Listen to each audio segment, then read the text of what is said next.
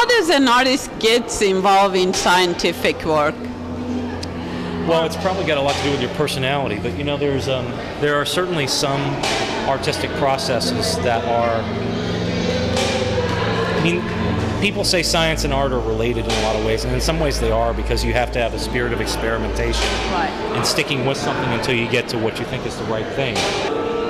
Why are you in this show? Right.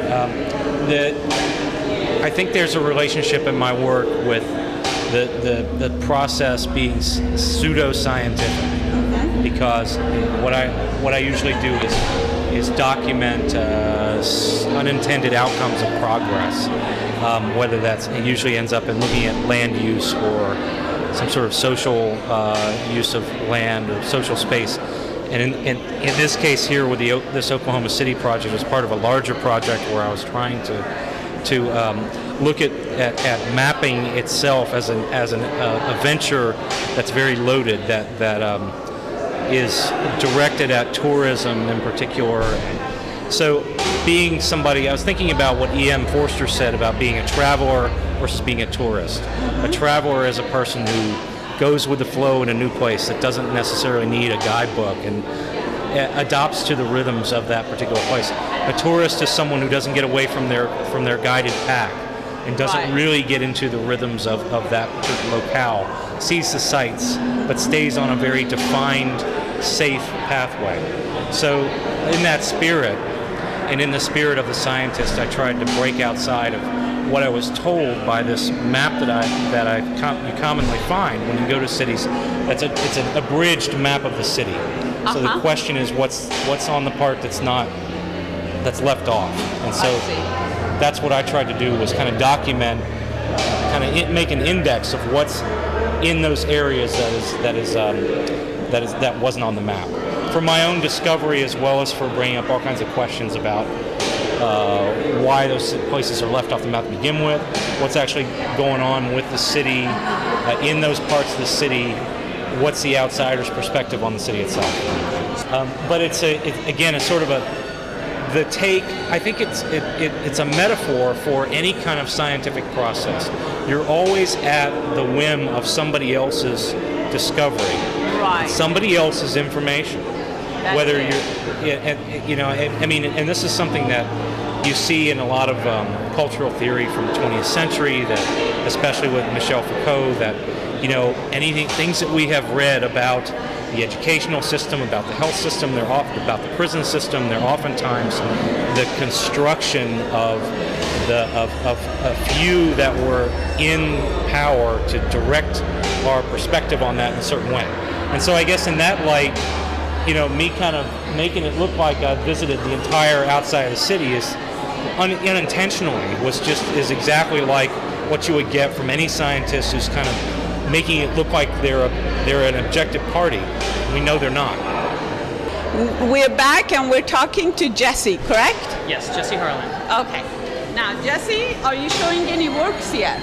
Yeah, I have two works. One of the works I have is a robot that plays harp, and the other work I have is, it's there in the back. It's an exhibit called Growth, and an installation I did. I hacked some video game controllers, and people can walk up and they're kind of hanging from the ceiling, and they can play the video game controllers, and it algorithmically generates music as they play and controls an animation being projected onto the wall. So is it for anybody? I mean, I'm a very game challenged person. I know nothing about games, so tell me. So I go back there, I can actually operate what you have done. That's absolutely the point of this. My background is in music, right? And I wanted to make an interface that anyone could walk up and immediately start using. There's very little explanation whatsoever. Awesome. A video game controller is very ergonomically designed. You pick it up and it's just obvious how you should hold the thing. It's very manipulatable. I understand that part of it, yes. So you pick it up and that explains itself, and then you mash buttons, and within about a minute or two of calibration, you'll be making music just as well as any musician. There's a specific protocol to sort of describe music called MIDI. Right. I had to do a little bit of work behind the scenes, right? But thanks to this protocol in this program, I can make it to where if you hit a button on this controller, I can make it control certain events. So I make decisions about that, and you can come up, hold the controller, you play, ultimately. You look at an animation, you have fun, and it just works. Tell me about your robot. Okay, the robot has these two kind of glowing balls hanging in front of it. And the person who comes up and uses it, all you have to do is just, there's two accelerometers in them, kind of like that. It's like back there? Yeah, it's right back there by the growth installation. Okay. And it controls these 8 motors that are attached to strings. So all you have to do is just move these balls, and it plays music for you. So it's another kind of music-based sculpture. Oh gosh, I've done everything. I've played bassoon in symphonies. I've played guitar in jazz bands. Oh my God. I've played bass in old rock bands. Far from each side of the spectrum, right? Yeah, this is a different way of approaching it. I mean, you learn all these different instruments, and I realized the thing holding people back was difficulty of interfacing with an instrument. So I was like, I want to make new things that just lowers that learning curve. I mean, we don't have to have it anymore, really. That's true. So yeah, I learned enough instruments. I was like, I can make this easier. So that's what this is all about. The next one I want to do is I have a glove I've built, and it'll just be a bigger version of this. You can kind of pluck your fingers in the air, and it will remotely pluck a harp for you, and will hopefully make sense. Yeah. I'm still working on that. It's a similar circuit to this, just bigger.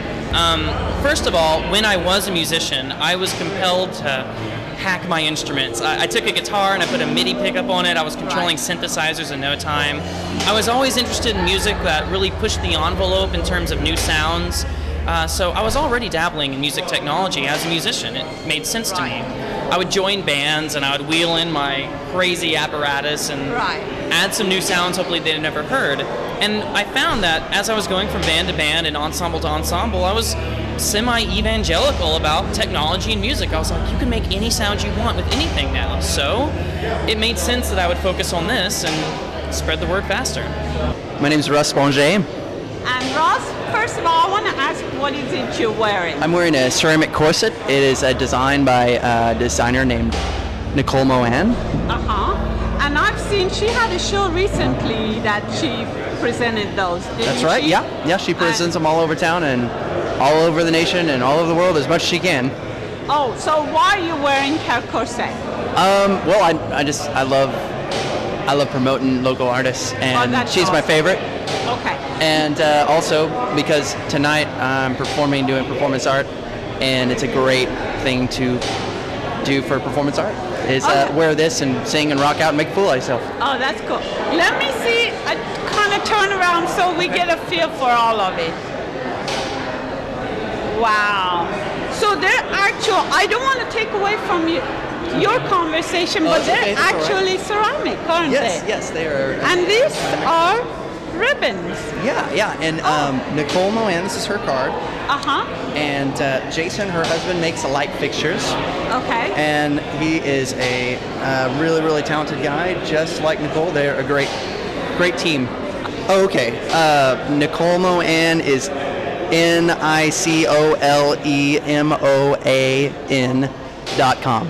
So if they go on that website, they will see Nicole's work. What are you actually doing here tonight? Tonight I am singing some songs of Sky Camfield's.